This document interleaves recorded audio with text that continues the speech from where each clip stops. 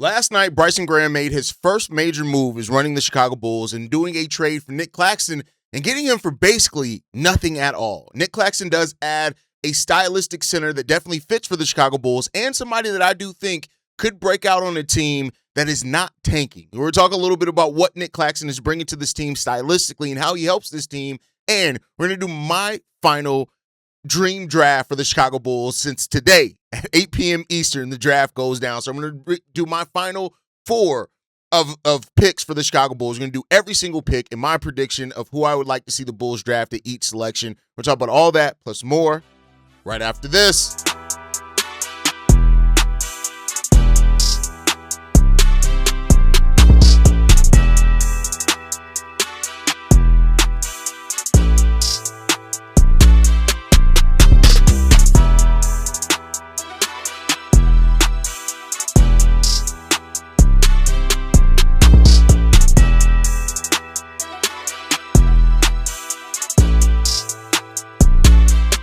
What's going on, Bulls fans? Welcome to another episode of Chicago Bulls Central, your number one spot for everything Chicago Bulls related. I'm the host there, Haize, but more importantly, you guys can follow the channel at Bulls Central Pod on every social media platform we happen to be on. With that said, let's go ahead and get into this content for today, y'all. And man, the Chicago Bulls last night pulled off a trade for Nic Claxton. And I think that Nic Claxton, there's been a lot of discussion on exactly what Nic Claxton is going to be for the Chicago Bulls team. And Claxton is a perfectly serviceable center.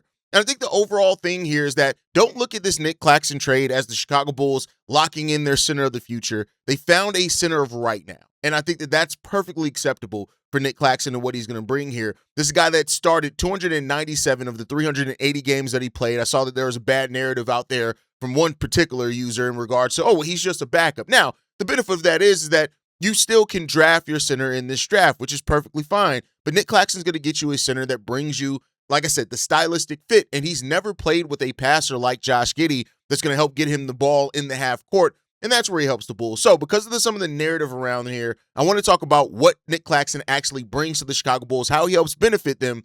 And then we'll talk about the mock draft. Well, not the mock. It's not really a mock. We're just going over, the dream board for the Chicago Bulls. But what are you getting in Nic Claxton? I want to talk about his strengths and what he's bringing to this team.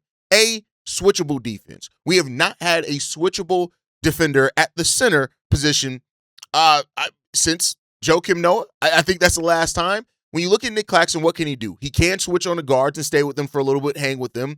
He does play at a high level on the screen as well, which is going to help you with there. He understands how to use the hedge and recover to get himself back in position on defense after a hedge, and he can defend in the drop coverage, which we knew that like Vooch only could defend in the drop coverage. He can defend in more than the drop coverage. This guy protects the rim both from the weak side and on ball defense, which is really solid. You want to see from him. He's had 2 seasons of his career where he averaged over 2 blocks per game. I think we're going to see that version of him back. I think between Jalen Smith, Modest Buzelis, especially if we get Caleb Wilson as well, the Bulls' rim protection should be pretty solid next season. I think with Nic Claxton being on this team and how he fits in with those players, and I do think he has an ability to help cover for players that get caught up in pick and roll, like Modest and Josh Giddey do. Now, the Bulls get caught up in pick and roll defense a lot, so he's going to have to do that at a really high level.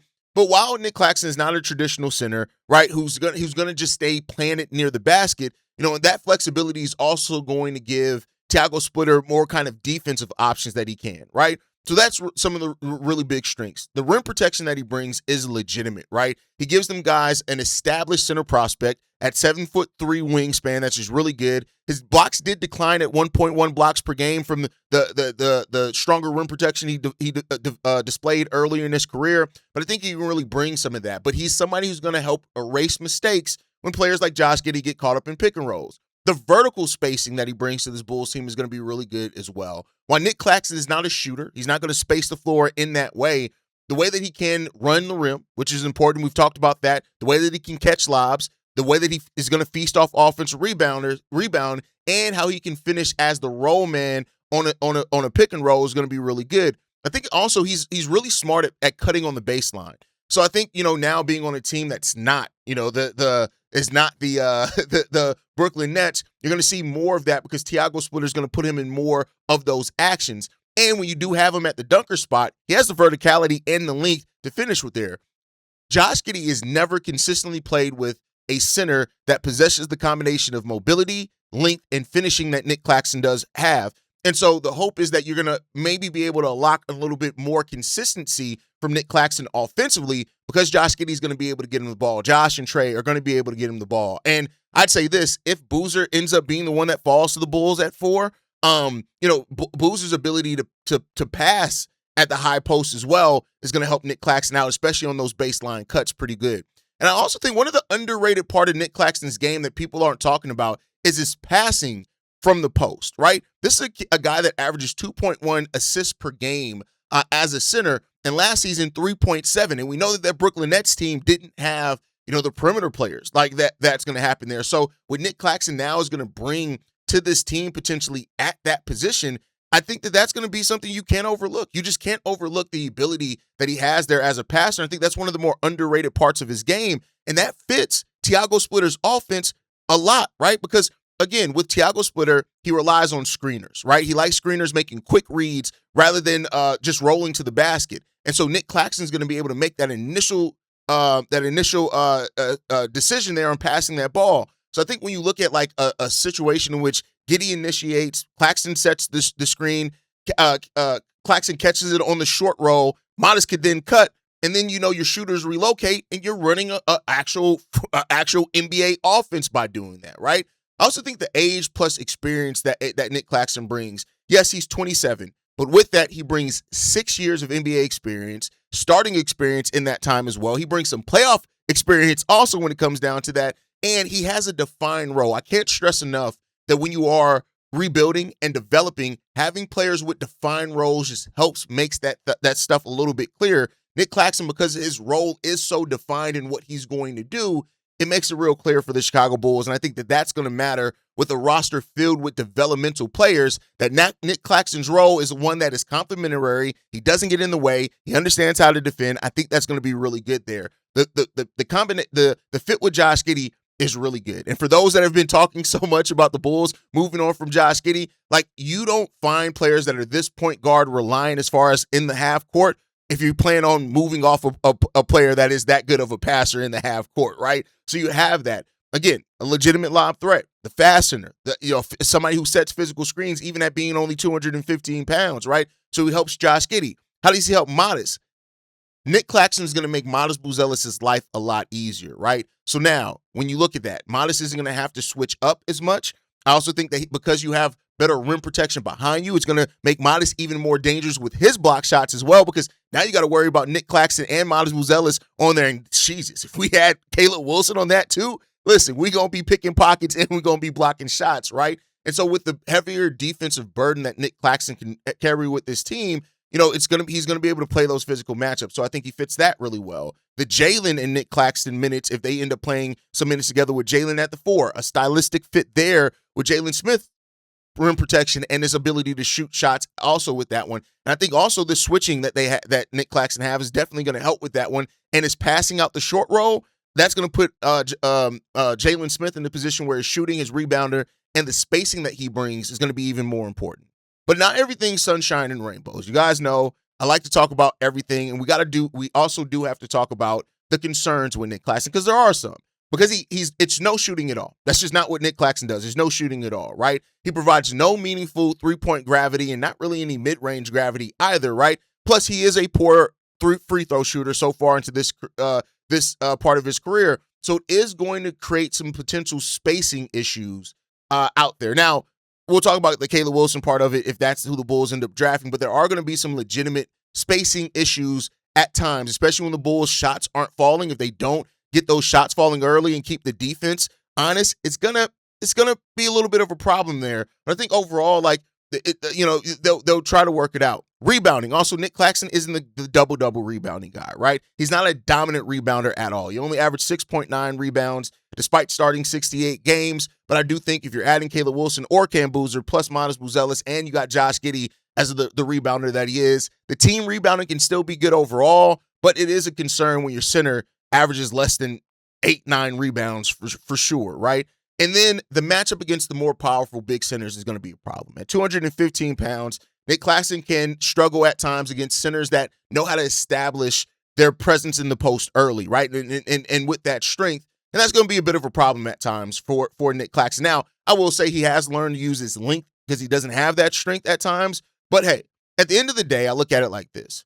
He's not necessarily a long-term answer. He's a short-term bridge that you got. It's on a reasonable contract. Yes, over $20 million, but it's only for 2 years. So it's a short-term bridge in regards to that. And what you're looking at for Nic Claxton in that time is that he's a medium-term starting center. I think that's fair, with a legitimate opportunity now to become a long-term answer, whether it's starting or coming off the bench long-term for the Bulls. And he has 2 years to get this done. If he rebounds defensively and offensively, develops better chemistry with Josh Giddey and whoever we develop at the 4 along with Buzelis, they could extend him. He'll be 29 when his contract's up, so you could make the choice to extend him. But I think that saying that he's a 1 year, 2 year rental is not true there. He is somebody that that he does not prevent the Chicago Bulls from drafting the best center or big possible that they can if that's what they want to do. But he does give the Bulls an athletic, switchable, starting caliber center for the next 2 years while we figure out what the long-term answer at center is going to be. And I think that that's a good place to be in person. So that's what the Nic Claxton thing is. That's what he's bringing to the Chicago Bulls, and I like it, and we'll see what's going to happen. But now let's get into the meat and potatoes. We're going to do, so you guys know I've been doing my dream draft boards, right? And so this is the final one. This is the final one. This is how I want the draft. This is not a prediction. I'm not saying that this is who the Bulls are going to draft, but this is who I want to see draft at each position for the Chicago Bulls. So at number 4, Caleb Wilson. I know that the Bulls have recently worked out Cam Boozer this late in the process, which has raised some questions. And if it is Cam Boozer, I'm perfectly fine with Cam Boozer too. But I think when you look at Caleb Wilson and the star level upside, the size, the length, the rebounding, the defensive versatility, now that we have another switchable player in Nic Claxton, you add another one to that with Caleb Wilson, it gets really good. He's a natural fit for this team. And while people have talked a lot about his shooting, the thing that I want to point out about Nic Claxton and his shooting is that because Nic Claxton has that quick first step, a solid dribble in the mid-range, and he has the hops that he does, teams are going to have to guard Caleb Wilson at the three-point line. If he's at the three-point line, you're not just going to leave Caleb Wilson standing in the corner, because if he does get that first step on you with Josh Giddey, Trey Jones, and the passers that we have on the field, he's going to yam it on your head. He is going to dunk it on your head if you do that. So I think because of that part, teams are going to have to defend Caleb Wilson even at the three-point line while he's working on that three-point shot. The mechanics are good there. I do think he's going to turn into a shooter that can keep defenses honest at the three. And I think that you look at him, he is your star level upside guy in this draft, a starting power forward with real legitimate two-way gravity to his game that absolutely helps the Chicago Bulls in their build, in their desire to have a star going forward. And he's going to come in with the right mindset, the mentality, and everything that you look. This kid carries himself like a star. He carries himself like somebody that he feels and he understands the impact that he can have on the mentality of a team and a fan base. That's a guy I want in a Chicago Bulls uniform. The developmental situation that we have here with the Bulls is perfect for him. He can defend, he may end up being able to defend 1 through 5 is what he may end up having to being able to defend. And more of a small, hell, we use Alex Caruso guard center sometime. Caleb Wilson has the legitimate ability to, as he develops, to guard all positions, which is really good, right? He's going to start at the natural power forward position, which now that we have Claxton gives you some really good defense up front. And I think the fit with Tiago Splitter is good. He's the perfect slap player, even though that's not the end-all, be-all. But I do think that Tiago Splitter is going to gradually develop him by putting more and more on him as far as expectations, stylistically, all that type of stuff. And I think that this guy has legitimate two-way star upside, and I love the idea of Caleb Wilson coming to the Chicago Bulls. Next up, Cam Carr at pick number 15. Y'all know how I feel about Cam Carr. That's just the reality of it, right? This guy, I think after the Nic Claxton acquisition, that if you can get Cam Carr, it makes it that much more important because of Cam Carr's ability. He averaged 18.9 points, 5.8 rebounds, 2.6 assists, 1.3 blocks. So you can legitimately have a roster where your two guard at Cam Carr can average over a block per game. Buzelis can average close to 2 blocks per game. Caleb Wilson can average over a block per game, and you got Nic Claxton that has the capability of averaging 2 blocks per game.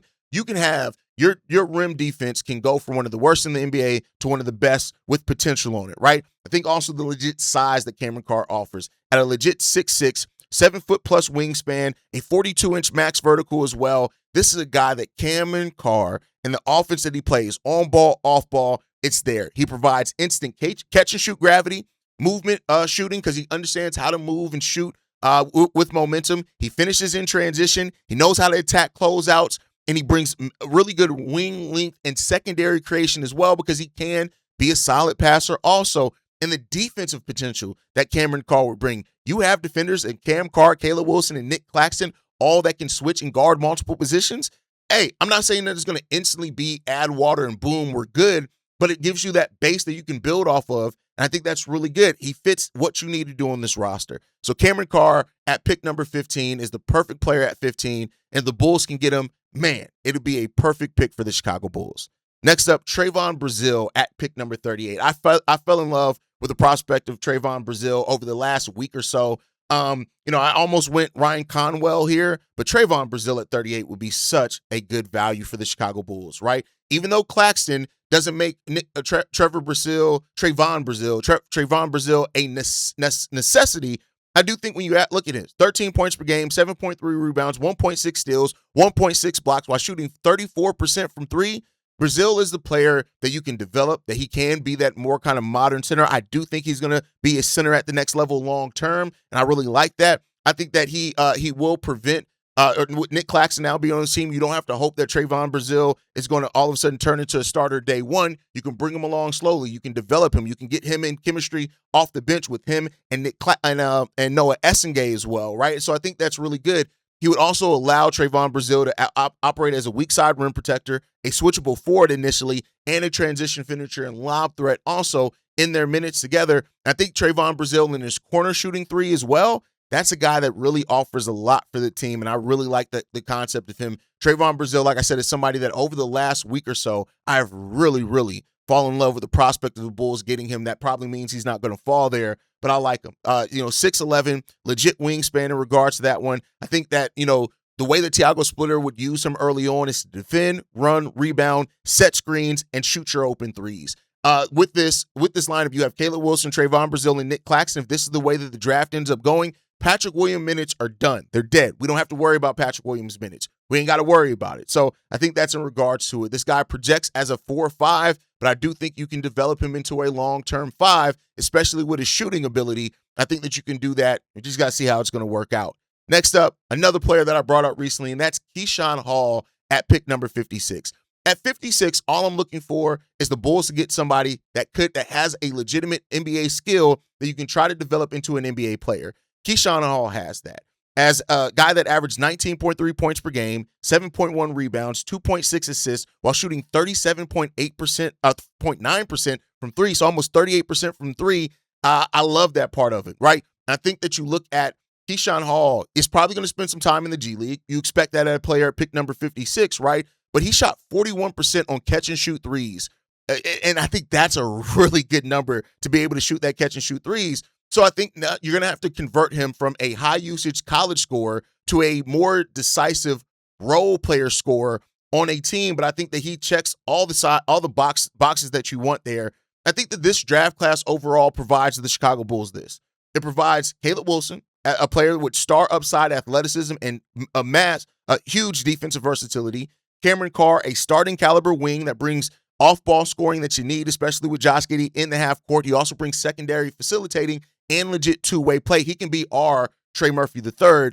You then get Trevon Brazile, the defensive ability that he brings, the rim protection, while the vertical spacing and legit corner three-point shooting and the upside of a weak side defender, like that as well. I like that. And then you bring Keyshawn Hall, your shooter, your bench scorer, your secondary shot creator as well, that, admittedly, you're going to have to develop some to make sure he can be an NBA player, but I like it. You have length around the perimeter, athleticism across the board on the front court, multiple transition finishers, switchable defensive combinations that I think you have in this as well, and, of course, the shooting upside that you bring to this team with Cameron Carr that you have to this team. I think that this is a fit for what we have here to evaluate those players and see who's going to turn into the legitimate long-term threat for the Chicago Bulls. I like this. It gives you defensive matchups, offensive matchups. It gives you the ability to play mismatches on both sides of the ball, which the Bulls have not been very good at for the last few years, and you get into that. But there are concerns, right?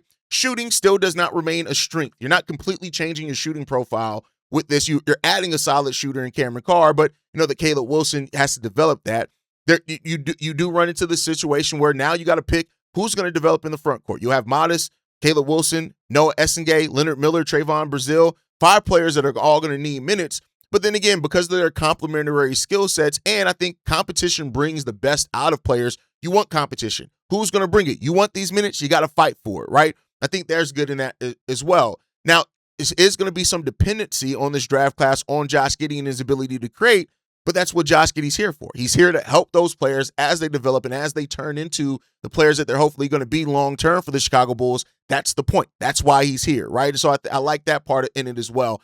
I personally think that this is an A-level draft class that fits identity, fits coaching style, and it fits the direction of the Chicago Bulls. The Nic Claxton trade makes things a little bit safer for the Chicago Bulls. I think that adding Nic Claxton, it doesn't completely change the Bulls' draft plan, but it adds more stability to it, right? So now you don't need Caleb Wilson to be your only switchable defender in this, because you have guys like Cameron Carr, like Nic Claxton in regards to that, right? Cameron Carr and the shooting gravity that he brings is really good. Trevon Brazile becomes a potential versatile defensive front court weapon that you can utilize as an anchor as well. I like the balance that this has for the Chicago Bulls, and I think 2026 draft class, you walk away with these guys, you're doing pretty good. Now, I'm not saying that this is how it's going to go.